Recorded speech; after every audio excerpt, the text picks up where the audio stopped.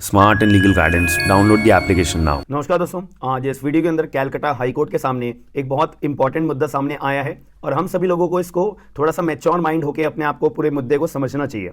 यहाँ पर Calcutta High court ने अपनी क्लियर तौर पे एक स्टेटमेंट बोली है कि सारी की सारी जो ये फीमेल्स एडोलेसेंट होती हैं, अब ये एडोलेसेंट कौन होते हैं?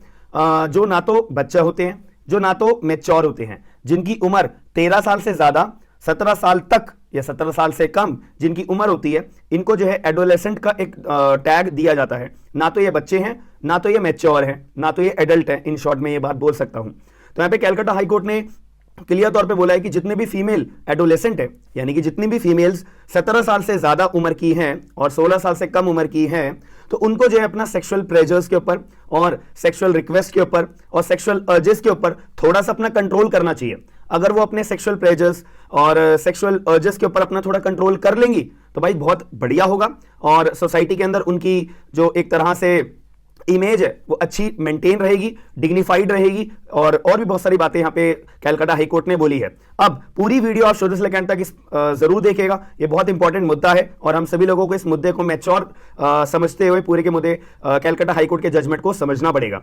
यहाँ पे कैलकाटा हाई कोर्ट के सामने एक मुद्दा आया हुआ था। कैलकाटा हाई कोर्ट ने बोला था कि यहाँ पे वकील साहब ने बोला था कि जैसा यहाँ पे एक हमारा कानून है जिसको हम बोलते हैं POCSO, protection of children from sexual offences act 2012। इस एक्ट के अंदर साफ तौर पे बोला हुआ है कि अगर कोई भी मेल पर्सन होगा या अगर कोई भी फीमेल पर्सन होगा, अगर वो किसी बच्चे के साथ में सेक्सुअली अपराध करता है। अब ये बच्चे की बात करिए, बच्चा कौन होता है हमारे कानून की नजर में? जिसकी उम्र 18 साल से कम होती है। तो अगर कोई भी मेल पर्सन या कोई भी फीमेल पर्सन अगर बच्चे के साथ में सेक्सुअली ऑफेंस कोई भी करता है, तो वो मेल पर्सन या वो female person as per POCSO, as per protection of children from sexual offences act 2012 के तहत पनिशेबल होते हैं।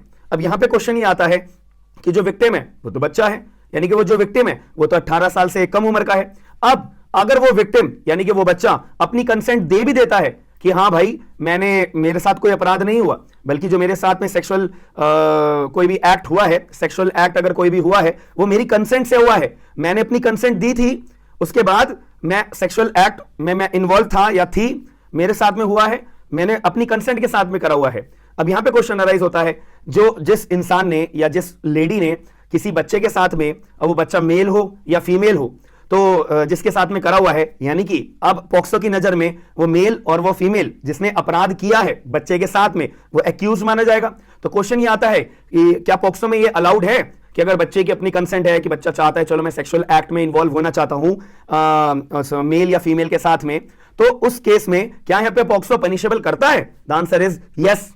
पॉक्सो ये ध्यान नहीं देता कि जो माइनर विक्टिम है, माइनर के साथ में जो बच्चा अपराध हुआ है, उस बच्चे की कंसेंट थी, अगर कंसेंट थी भी ना तो भी यह पॉक्सो के अंदर अपराध है।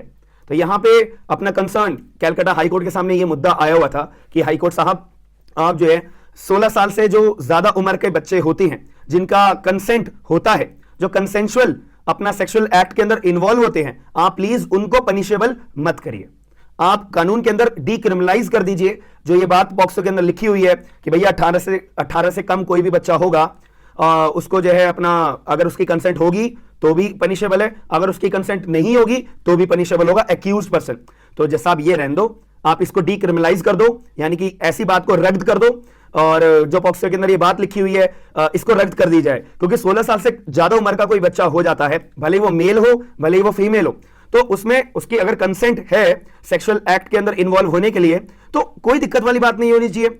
जो बंदे के साथ या कोई लड़की के साथ, कोई लड़के के साथ अगर वो इन्वॉल्व हो रहा है या हो रही है तो कोई दिक्कत वाली बात नहीं होनी चाहिए। पॉक्सो एक्ट के अंदर पनिशेबल एक्ट होना ही नहीं चाहिए। तो जैसा प्लीज इसको डीक्रिमिनलाइज कर दिया जाए, ये मुद्दा आया था। इसके बाद यहां पर कैलकाटा हाई कोर्ट ने एक अपनी स्टेटमेंट बोली, भाई देखो हम डीक्रिमिनलाइज करने की बजाय आप डीक्रिमिनलाइज कराने के लिए आए क्यों हो? सबसे पहली बात, यहां पे हर किसी लेडी को, मतलब फीमेल को जो एडोलेसेंट के कैटेगरी में आती है, यानी 13 साल से ज्यादा और 17 साल से कम, यानी कि 16 प्लस की उम्र की हो गई, अगर कोई भी लड़की होती है उसको अपनी सेक्सुअल जो अपना डिजायर होती है, रिक्वेस्ट होती है, अर्जेस होती है, उस पर कंट्रोल रखना पड़ेगा। अगर वो कंट्रोल रखेंगे तो पॉक्सो का मुद्दा क्या हुआ? कोई भी मुद्दा नहीं हुआ। ये बात बोली गई थी कैलकाटा हाई कोर्ट के सामने। मैं आपको सारी कटिंग्स यहाँ पे हाई कोर्ट की वर्डिंग्स की मैं आपको दिखा दूंगा स्क्रीन के ऊपर।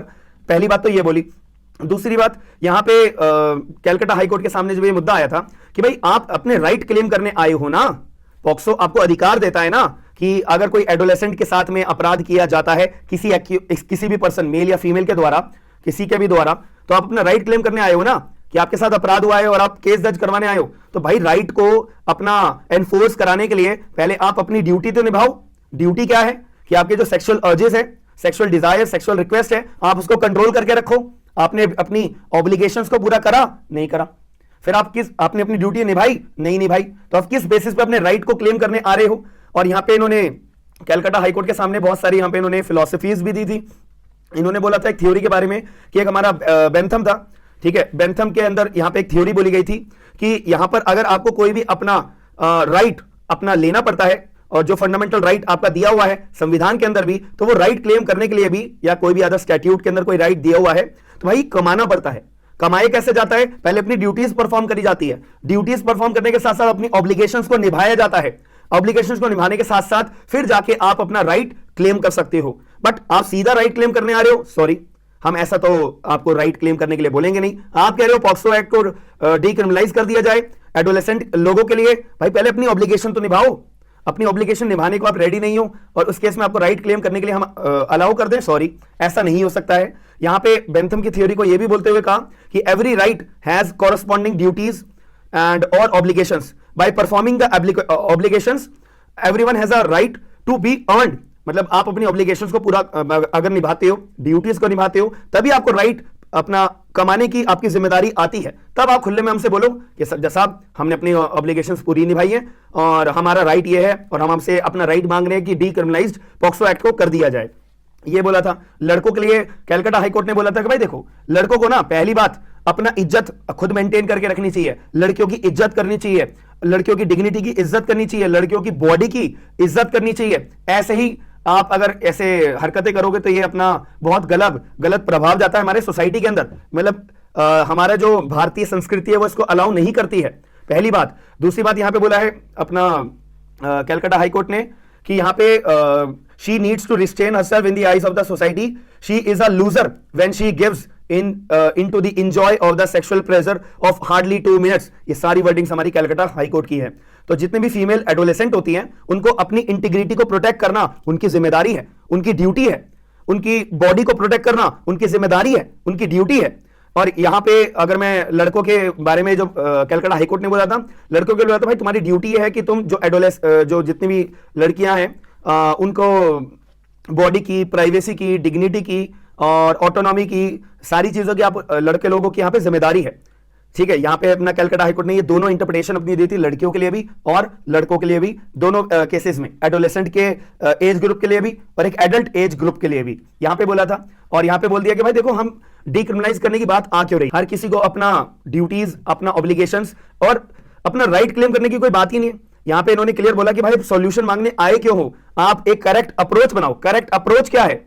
करेक्ट अप्रोच ये है, हमारे कानून के अंदर लिखा हुआ है 18 से कम अगर कंसेंशुअल सेक्सुअल रिलेशनशिप भी कोई बनेगा, सेक्सुअल एक्ट अगर कोई होगा तो वो पनिशेबल होगा।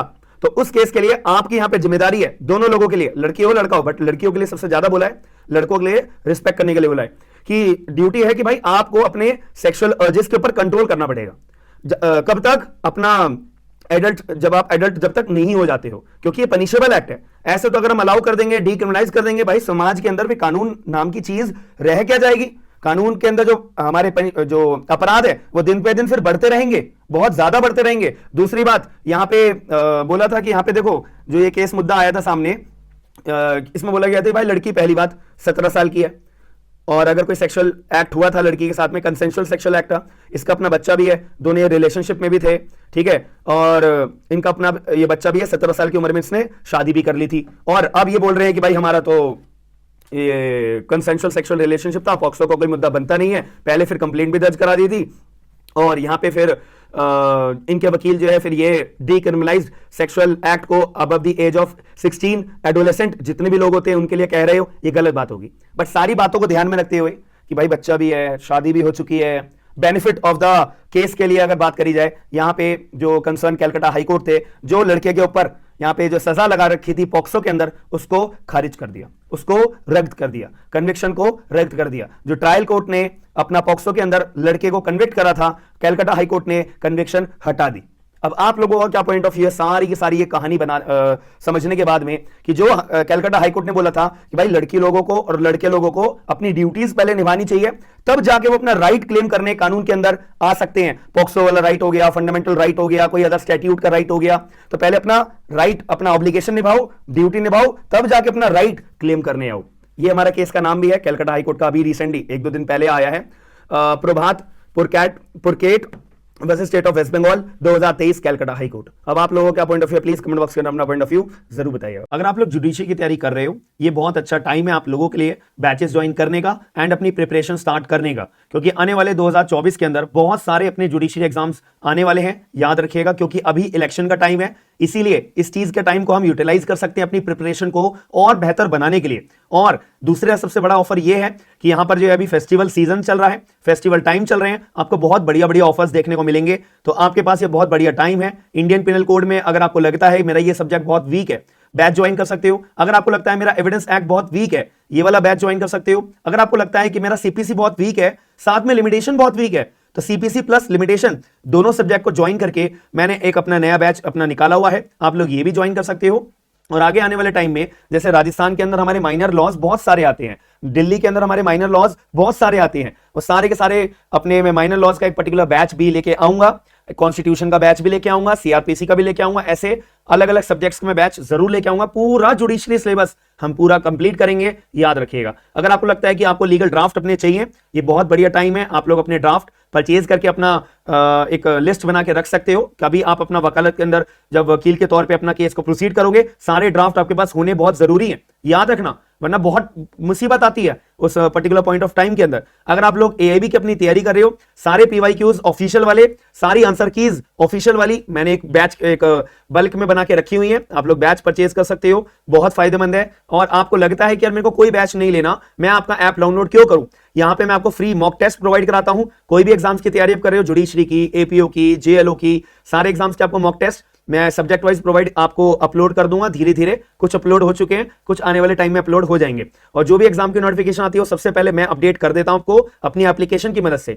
फ्री लीगल जीके के नोट्स आपको मेरी एप्लीकेशन के अंदर फ्री ऑफ कॉस्ट बिल्कुल प्रोवाइड होंगे, latest judgements free of cost बिल्कुल प्रोवाइड होंगे, सारी चीजें आपको प्रोवाइड होती हैं।